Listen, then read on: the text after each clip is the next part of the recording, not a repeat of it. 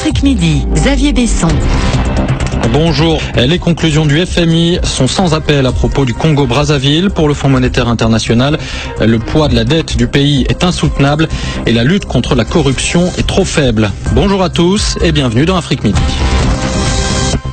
Congo-Brazzaville a des efforts à faire. C'est le Fonds monétaire international qui le dit. La mission que le FMI a envoyée au début du mois vient de s'achever et elle a rendu son rapport après donc une quinzaine de jours de discussion pour évaluer la situation économique et les conditions d'un éventuel programme d'aide. Les conclusions du FMI, Gaël Alex, il faut assainir les finances et la priorité, c'est de réduire la dette du pays. Oui, sans cela, le FMI n'engagera aucun programme de soutien financier.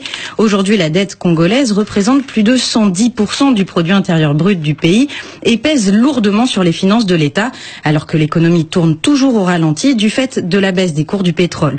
En clair, le Congo engrange moins de recettes qu'auparavant et une partie importante de ses dépenses vont au remboursement de sa dette. Conséquence, il y a d'abord une pénurie de liquidités dans le pays et d'autre part, les services sociaux en pâtissent car évidemment, l'argent qui rembourse les créanciers représente autant de pertes pour les services et les investissements publics.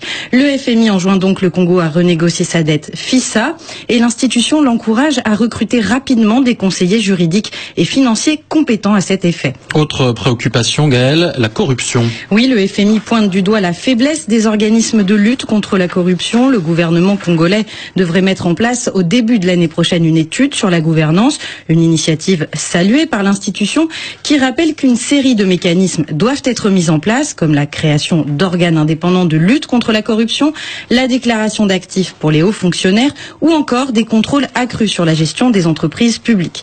Il faut dire que les discussions entre le FMI et le Congo avaient mal démarré puisqu'en mars dernier, Brazzaville avait caché une partie de sa dette à l'institution. Merci Gaël Alex.